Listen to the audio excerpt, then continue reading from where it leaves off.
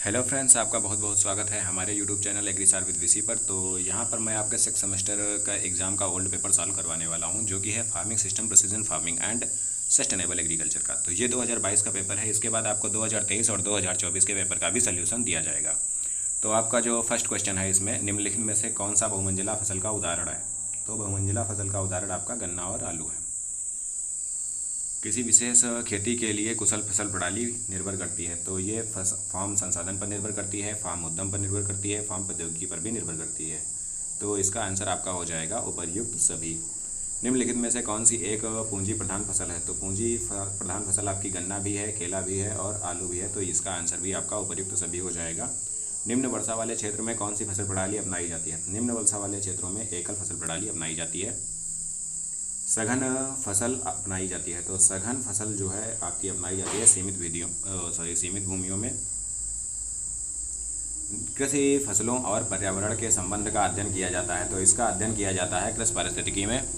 कृषि की समस्या है भूमि जल स्तर का ह्रास, कृषि विकास दर में गिरावट, बढ़ता हुआ पर्यावरण प्रदूषण। उपर्युक्त सभी हो जाएगा इसका आंसर। टिकाऊ खेती, सस्टेनेबल एग्रीकल्चर इज आर्थिक रूप से टिकाऊ, पर्यावरण के अनुकूल, पारिवारिक और समुदाय के लिए अच्छी। तो इसका आंसर भी उपर्युक्त सभी हो जाएगा। एक प्रबंधन रणनीति जो उत्पादन निवेश को सटीक रूप से प्रबंधित करने के लिए विस्तृत सटीक विशिष्ट जानकारी नियोजित करती है। तो ये आपका कहलाता है यथार्थ कृषि, परिशुद्ध कृषि या precision agriculture, precision farming. IFS का पूरा नाम होता है इंटीग्रेटेड फार्मिंग सिस्टम, मीन्स समन्वित कृषि प्रणाली। फसल प्लस पेड़ जो है आपका कृषि वानिकी के अंतर्गत आते हैं। एकीकृत फसल प्रणाली के लाभ हैं अधिकतम संभव रिटर्न की और लाभप्रदता, पर्यावरण सुरक्षा, चारे के संकट को पूरा करना। उपर्युक्त सभी, इसका आंसर हो जाएगा ऑल ऑफ द एबो। यूएसडीए का पूरा नाम होता है United state department of agriculture, यानी कि यूनाइटेड स्टेट्स कृषि विभाग। आपको जो भी फुल फॉर्म आते हैं वो आप इंग्लिश में अटेम्प्ट करने का ट्राई कीजिएगा, उससे आप लोगों को आसानी रहेगी उसके बारे में समझने में। उत्तर प्रदेश के जो कृषि मंत्री हैं तो वो अभी भी सूर्य प्रताप शाही जी ही हैं। उदासीन भूमृदा का जो पीएच मान होता है वो 7 होता है।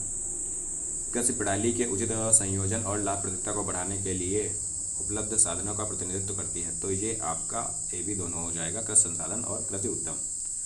आर्थिक स्थिति एवं पशु उत्पादक में सौर ऊर्जा उपयोग करने की एक प्रक्रिया है। तो ये आपका आ जाएगा कृषि में, एग्रीकल्चर में।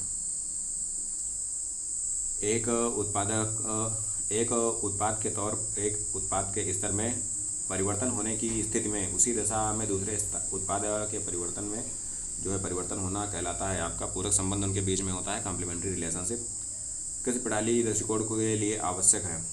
तो कृषि प्रणाली दृष्टिकोण किसके लिए आवश्यक है? ये आपका हो जाएगा कृषि उत्पादन की दक्षता में सुधार, प्रक्षेत्र और परिवार की आय बढ़ाना, प्रक्षेत्र घरेलू प्रणाली विकसित करना। तो ये आपका हो जाएगा उपर्युक्त सभी। अनुपूरक संबंध में सहायक उद्यम का योगदान केवल 10% होता है। भविष्य के उत्पादन में परिवर्तनशीलता जिसे मापा नहीं जा सकता। तो ये आपकी अनसर्टेनिटी, अनिश्चितता होती है। कृषि क्षेत्र का आकार, व्यावसायिक दक्षता और किसान के संसाधन प्रभावित करते हैं। तो ये आपके टाइप्स ऑफ फार्मिंग को जो है प्रभावित करते हैं। सीमांत खेती एवं निर्वाह खेती है, ये आपकी डाइवर्सिफाइड फार्मिंग है। उत्पादन का कारक है भूमि, श्रम, पूंजी। ये आपके तीनों होते हैं। तो उपर्युक्त सभी हो जाएगा इसका। फसल उत्पादन के साथ पशुपालन या डेयरी का काम करना।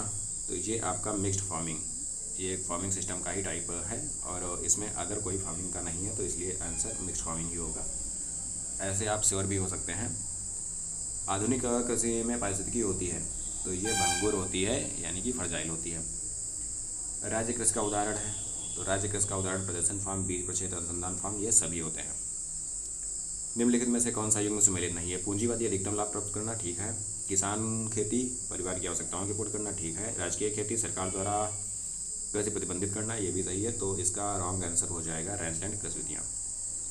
बात करें टॉज, खालखास एवं कम्यून संबंधित है। तो ये आपका कलेक्टिव फार्मिंग, सामूहिक खेती से संबंधित है।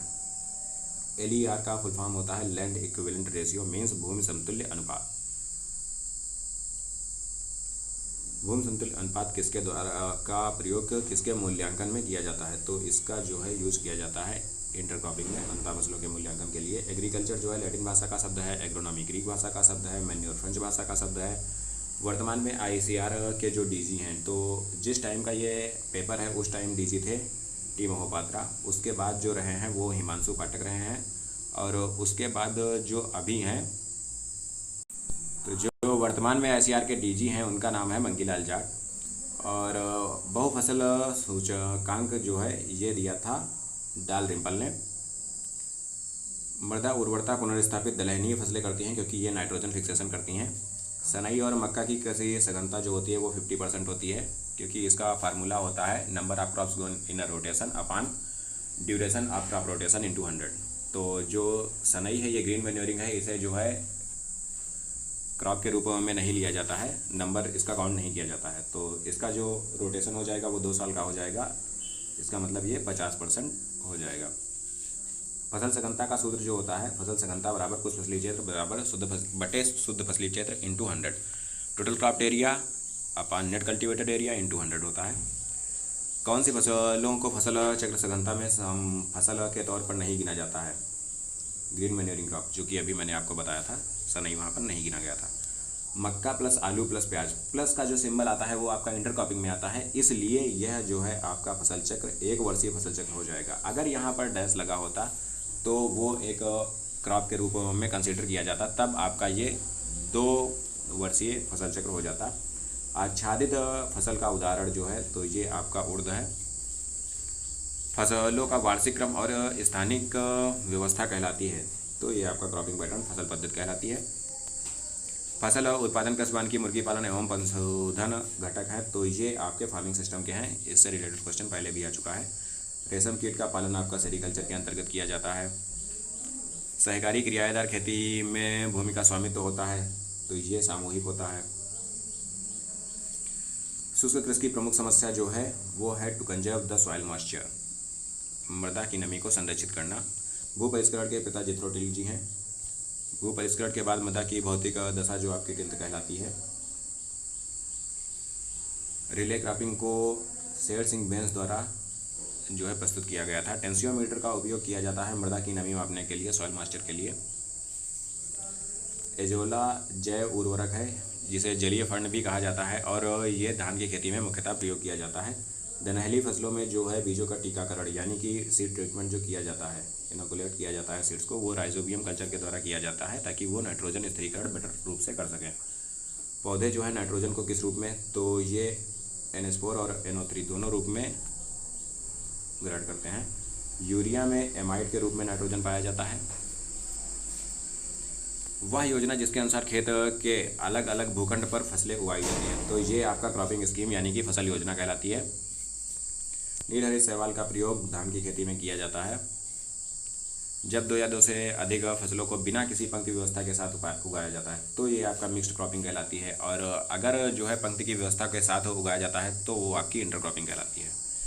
किसी फसल की अंतर फसल में फसलों के बीच शून्य प्रतिस्पर्धा, तो ये आपकी होती है पैरेलल क्रॉपिंग, समानांतर फसल में। रिले क्रॉपिंग को किस नाम से जाना जाता है? रिले क्रॉपिंग को ओवरलैपिंग क्रॉपिंग के नाम से भी जाना जाता है। उतेरा फसल प्रचलित है, तो उतेरा फसल जो है बिहार में जानी जाती है, और पैरा फसल के नाम से इसे जाना जाता है मध्य प्रदेश में। भूमि रोटेट होती है, भूमि रोटेट होती है शिफ्टिंग कल्टीवेशन में। समानांतर खेती झूमिंग कल्टीवेशन भी इसे कहा जाता है। तो आज की वीडियो में इतना ही। इसके बाद आप लोगों को 22 का सोल्यूशन तो मैंने आपको दे दिया है, 2023 और 24 का सोल्यूशन भी देखने के लिए मिलेगा। उसके बाद जब आप लोग एग्ज़ाम देकर आएंगे तो उस पेपर का सोल्यूशन भी हम आपको जल्द से जल्द प्रोवाइड करा देंगे। तो चलिए फ्रेंड्स, मिलते हैं नेक्स्ट वीडियो में, तब तक के लिए नमस्कार, जय हिंद, आपका बहुत बहुत धन्यवाद।